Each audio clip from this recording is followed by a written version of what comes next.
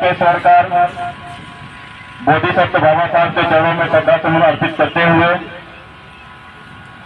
मंच पे उपस्थित हमारे सम्मानित मंचासीन, सामने बैठे हुए हमारे माताओं बहनों नौजवान साथियों का मैं तहे दिल से हार्दिक स्वागत अभिनंदन करता हूं। मेरे सम्मानित साथियों, बड़े ही सौभाग्य की बात है कि बाबा साहब 14 अप्रैल 1891 मध्य प्रदेश के मऊ छावनी में जन्मे और वहां से आज इस धरती महाराष्ट्र के रत्नागिरी जिले में जिनकी शिक्षा और बहुजन समाज की दिशा और शिक्षा देने का काम किए, यह बहुत ही सौभाग्य की बात है। आज हम लोग महाराष्ट्र में उपस्थित हैं। हमारे कार्यकर्ता आदरणीय करेंद्र कुमार जी ने फोन करके बताया कि सर हम लोग अम्बेडकर जयंती मना रहे हैं, जिसमें आपको आना होगा। हम लोगों ने निसंकोच कहा बिल्कुल आएंगे, क्योंकि बाबा साहब ऐसा सब कुछ कर गए हम लोगों के लिए, और आज हम लोग अगर उनके अम्बेडकर जयंती में नहीं पहुंचते हैं तो मैं अपने आप को कभी माफ नहीं कर पाऊंगा। मेरे सम्मानित साथियों, वो जमाना था इस देश के करोड़ों करोड़ों अछूतों की दशा बिल्कुल दयनीय थी। उस समय हम लोगों को न तो बोलने की आजादी थी, न तो चलने की आजादी थी, न तो पढ़ने की आजादी थी।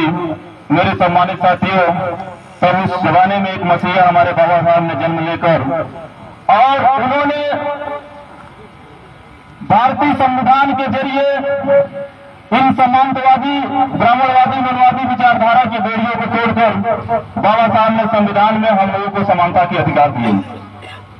आज तमाम तरह की हमारे अधिकारों का हनन हो रहा है। अगर हम लोग देखें, अभी हमारे वक्तागण ने बताया कि रोजगार पूर्ण रूप से समाप्त कर दिया जा रहा है।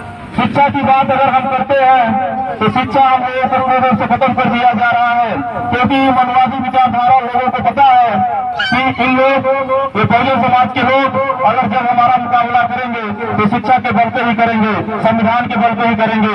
तो क्यों ना हम संविधान को खत्म कर दें, क्यों ना हम शिक्षा को खत्म कर दें।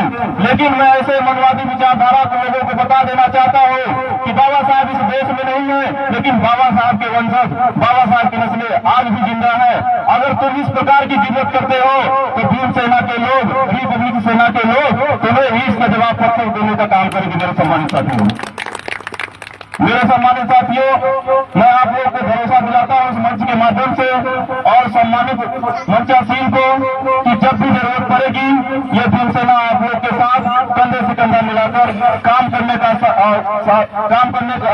साथ देंगे। मेरे सम्मानित साथियों, क्योंकि बड़े सौभाग्य की बात है कि हम लोग बाबा साहब के वंशज से बीच में हम लोग आ रहे हैं। तो इसमें मैं आप लोगों को भरोसा दिलाता हूँ, निश्चिंत रहिए, ये भीम सेना आपके साथ है। जब भी जरूरत पड़े, कहीं भी जरूरत पड़े, भीम सेना के लोग आपके हर समस्याओं को कंधे से कंधा मिला